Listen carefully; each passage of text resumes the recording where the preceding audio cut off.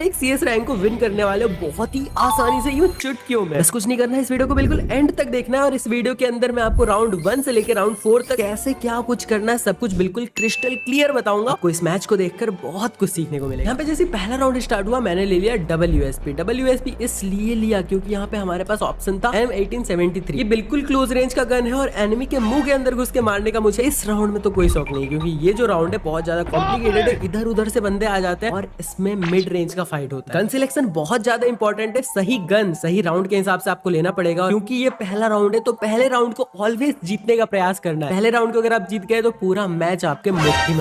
आगे की ओर मैं यहाँ पे साइड से बढ़ा क्योंकि मेरे पास थोड़ा लॉन्ग डिस्टेंस का गन है, तो इसलिए मैं अपने टीममेट्स को कवर देने के लिए पीछे से घूम के आया, देखने के लिए कि कोई पीछे बंदा ना हमारे टीममेट्स को डैमेज दे। यहाँ पे एक बंदा हमें दिखा और इसको मैं बहुत ही आसानी से जाके पीछे से मारूंगा। पर इस बेचारे के जीवन में भय है भाई, डर का माहौल है। ये कहाँ जाओगे बच के, कहाँ जाओगे? हमारे सारे टीममेट्स ने तुम्हें घेर लिया है। दौड़ा के पूरे स्क्वाड को पहले राउंड में हमने खत्म कर दिया। और ये जो पहला राउंड है इसको अगर आपने जीत लिया तो सेकंड राउंड भी आपका है, क्योंकि आप यहाँ पे देख सकते हो मेरे पास पैसे कितने 1600। एनिमीज के पास कितने पैसे होंगे पता है आपको? 1100 1200 कुछ ऐसा। मैं गरीब हूँ। तो आप 1600 में क्या ले सकते हो? एक UMP ले सकते हो, या फिर आप अगर चाहो तो एक डेजर्ट ईगल के साथ साथ वेस्ट और ब्लू वॉल दोनों ले सकते हो। पर एनिमी वहीं पे किंगफिशर या मैक 10 में अटक जाएगा।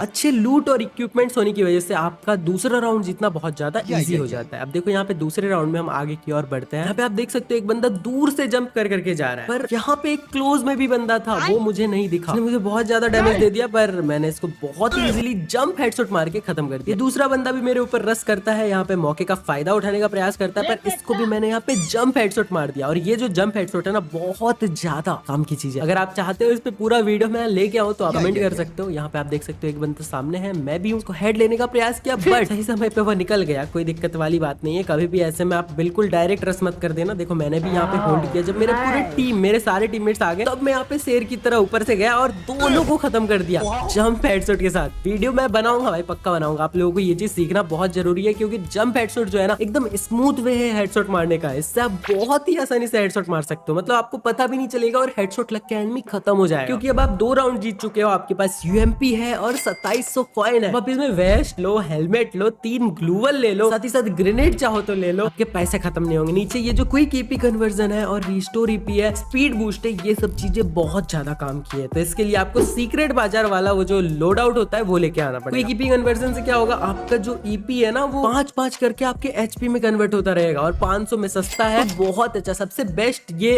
अब तक का लोड आउट है। ज्ञान की नदियां बहाने के बाद हम आ गए यहाँ पे सामने की ओर। वेट कर रहा हूँ एनिमीज का किंगफिशर लेके, क्योंकि ये जो राउंड है ना ये क्लोज रेंज का नहीं है, बिल्कुल ही नहीं है, मिड रेंज का राउंड है। और लॉन्ग रेंज में इसमें बहुत ज्यादा फाइटें होती है। एनिमीज इधर उधर बैठे रहते हैं, मस्त लॉन्ग रेंज से पिक लेंगे, तो आराम से यहाँ पे वेट करना ही बेटर ऑप्शन साउंड करता है। MP5 लेवल 3 का बन गया भाई किंगफिशर भैया, थोड़ा सा साइड चल जाओ, क्योंकि MP5 3 लेवल का आपसे ज्यादा डैमेज दे देगा लॉन्ग रेंज में भी। और यहाँ पे देखो लॉन्ग रेंज में ये बंदे ना अपने आप को शेर समझते हैं, लेकिन हमारे यहाँ पे तीनों टीममेट्स डाउन हो गए। यहाँ पे आपको पेशेंस रखना है, पर ये जो जिस प्रकार का राउंड है अगर मैं निकल के इसको मारूंगा तो वो दूर वाला मार देगा, इसलिए मैंने यहाँ पे बॉल लगाया, बट यहाँ पे मेरा एम कनेक्ट नहीं हो पाया अच्छे से। अब ऐसे सिचुएशन में आपके गेम हारने के चांसेस बहुत ज्यादा होते हैं और एनिमीज का कमबैक करने का चांस बहुत ज्यादा होता है। तो ऐसे में हम बहुत ज्यादा डिप्रेस्ड, बहुत ज्यादा सैड फील करते हैं कि हमारे पास कॉइन नहीं है। एनिमीज के पास बेस्ट से बेस्ट वेस्ट, हेलमेट सब कुछ है, बट हमारे पास ना गन है ना कॉइन है, हम करे तो करे क्या? ऐसे सिचुएशन में पेशेंस बहुत काम की चीज है। आपको पेशेंस रखना पड़ेगा, सब्र रखना पड़ेगा। एनिमीज जो है वो बौखलाए हुए, उनके अंदर कॉन्फिडेंस बहुत बढ़ गया, उनको लग रहा है कि अब वो कमबैक कर देंगे, तो वो ऐसी कोई ना कोई गलती जरूर करेंगे जिसका आप फायदा उठा के पूरे राउंड को निकाल सकते हो। मतलब ये जो राउंड है ये लॉन्ग रेंज का राउंड है, लेकिन इसके अंदर मैंने UMP लिया क्योंकि एनिमीज की गलती का भरोसा था मुझे, वो रश जरूर करेंगे, उनके पास वेस्ट हेलमेट है ना। कोई बात नहीं, आगे की ओर बढ़ते हैं। यहाँ पे हमने भी 2 लेवल का वेस्ट ले लिया है। वैसे आप मुझे कमेंट करके बताना कि ये जो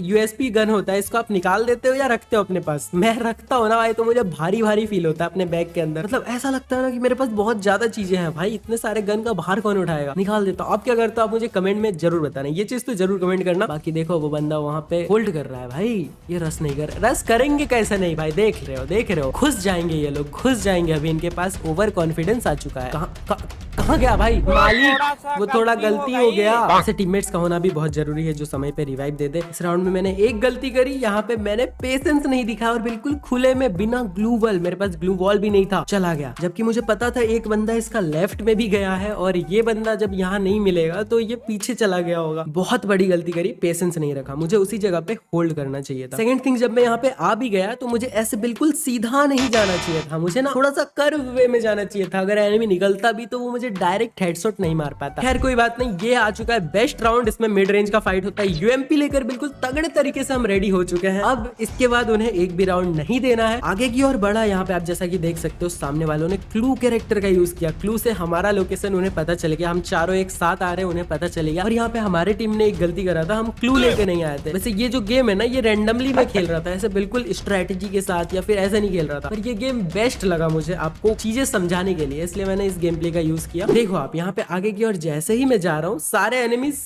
आ रहे हैं भाई हमारे साइड, क्योंकि वो 2 राउंड जीत चुके हैं। उनका कॉन्फिडेंस, मैंने आपको क्या बोला था, कॉन्फिडेंस बढ़ता जाएगा जैसे जैसे वो राउंड जीतते जाएंगे और वो यहाँ पे गलतियां करेंगे। बस उस चीज का फायदा उठाना है आपको। ये देखो क्या कर रहा है, सामने आगे पीछे कहीं कुछ नहीं देखना, बस आगे नेड करना है भाई इनको। 2 बंदे डाउन करने के बाद मेरे अंदर भी कॉन्फिडेंस बहुत बढ़ गया है और मैं अंदर की ओर जा रहा हूँ, बंदों की तलाश कर रहा हूँ। एक बंदे का वहां पे मुझे मार्क आया। आगे की ओर बढ़ते हैं गाइस, देखते हैं वो बंदा क्या करते हैं। यहाँ पे आप देख सकते हो वॉल भी लगा हुआ, मतलब यहीं पे एनिमीज है। बिल्कुल रिस्क नहीं लेने का, इस वॉल के पीछे पक्का बंदा है। वॉल भी था, मैंने वॉल लगा दिया उसके मारने से पहले। अब वो मुझे मारा तो वो स्टिल खड़ा हो गया, उसको सोचने का थोड़ा टाइम चाहिए। इतना स्पीड में काम करना है कि उसे पता भी ना चले। अब हम फॉर्म में आ गए भाई, अब क्या करोगे तुम, अब क्या करोगे तुम, मुझे ये बताओ, करोगे क्या तुम? इधर से उधर उड़ के, मूवमेंट स्पीड बहुत काम की चीज है गाइस। आपको अपना बेस्ट से बेस्ट मूवमेंट देना है जब आप फाइट के बीच में हो। इतना हिल जाओ, इतना कैरेक्टर को इधर से उधर घुमा दो, एनिमी आश्चर्यचकित हो जाए, उसका दिमाग काम करना बंद कर दे। अब यहाँ पे इतने पैसे आ चुके हैं कि भाई क्या बोलूं मैं, वेस्ट, हेलमेट, सब कुछ, वॉल से लेके क्विक ईपी